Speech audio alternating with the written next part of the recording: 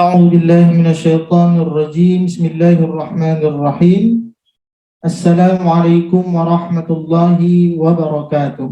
Waalaikumsalam warahmatullahi wabarakatuh.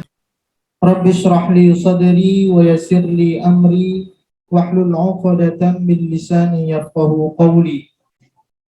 الحمد لله رب العالمين حمدا يوافي نعمه ويكافئ مزيده.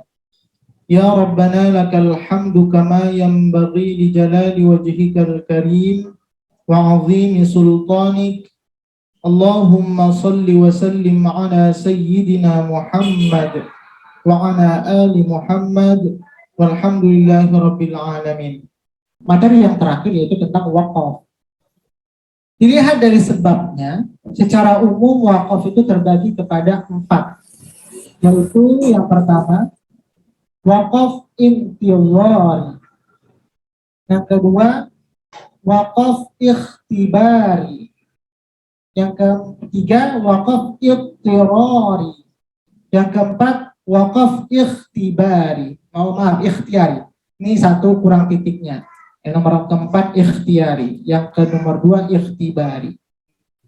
Apa itu wakaf intidhari? Yaitu wakaf intidhari adalah berhenti menunggu pada suatu kalimat guna menghubungkan 2 kalimat lainnya pada bacaan yang tengah dibaca.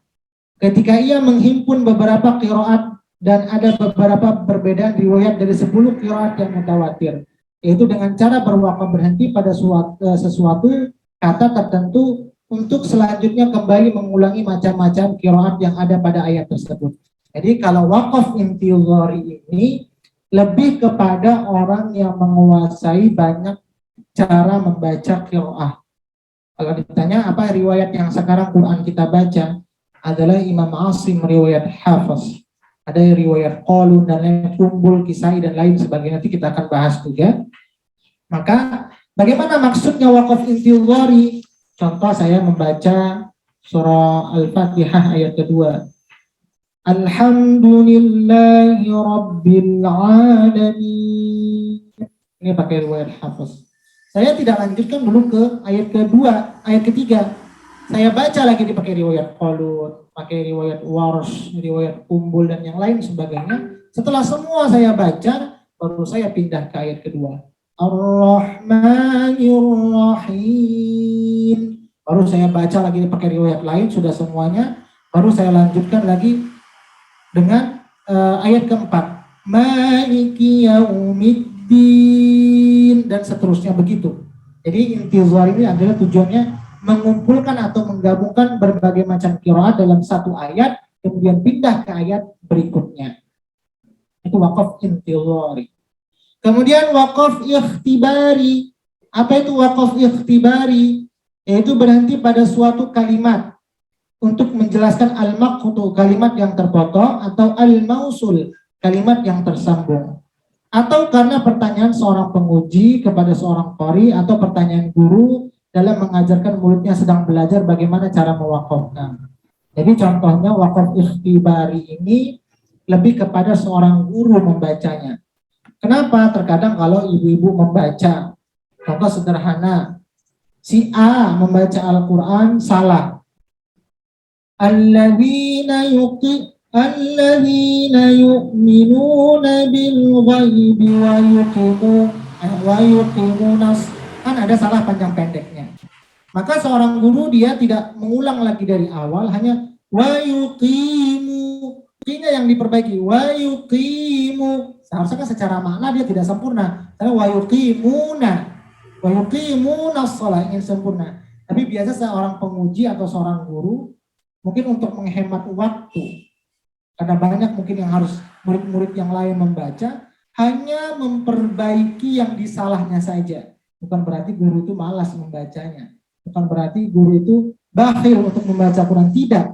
Mungkin ya supaya lebih jelas di mana tempat yang salah. Kalau nanti semuanya diulang lagi dari awal, alladzina tidak nampak mana yang jelas salahnya, sehingga hanya mengulang dari kalimat yang salah saja itu diperbolehkan. Jadi wa yuqimu kan nggak sempurna itu berhentinya. Itu namanya wakaf ikhtibari, memberikan informasi hanya di tempat yang salahnya saja. Itu namanya wakaf ikhtibari. Walaupun secara makna dia tidak sempurna, tapi dibolehkan dengan tujuan mengajarkan kepada murid.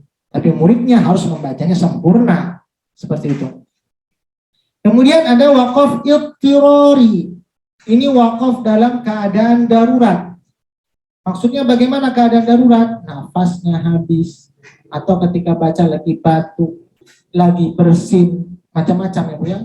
Terkadang orang terhenti menguap, tiba-tiba ngantuk ketika baca Quran, terberhenti bacanya. Maka ada kedua keadaan cara membacanya.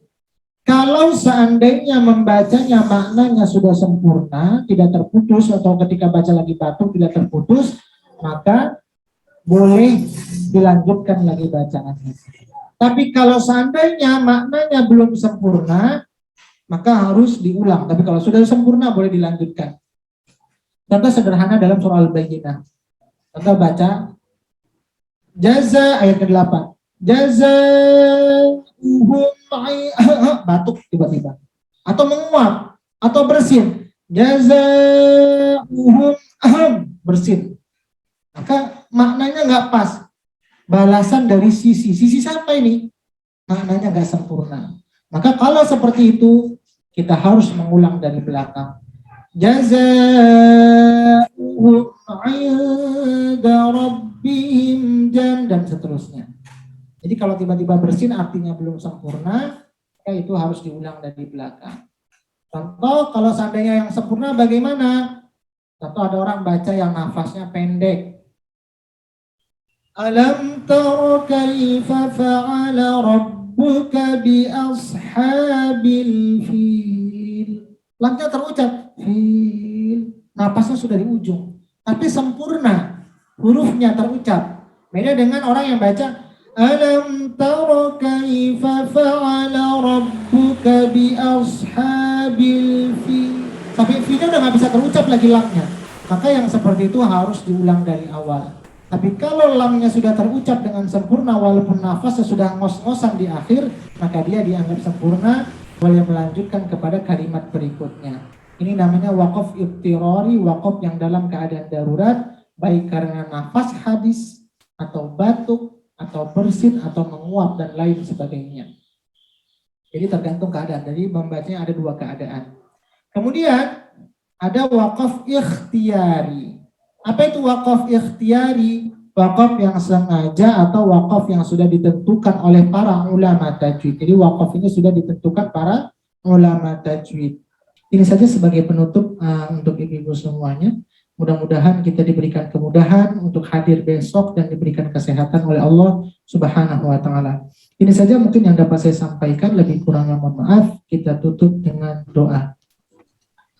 أعوذ بالله من الشيطان الرجيم بسم الله الرحمن الرحيم الحمد لله رب العالمين حمدا يوافي نعمه ويكافئ مزيده يا ربنا لك الحمد كما ينبغي لجلال وجهك الكريم وعظيم سلطانك اللهم صل وسلم على سيدنا محمد اللهم ارحمنا بالقرآن اللهم اجعلنا من أهل القرآن اللهم نور قلوبنا بالقرآن وزين أخلاقنا بالقرآن وأدخلنا الجنة بالقرآن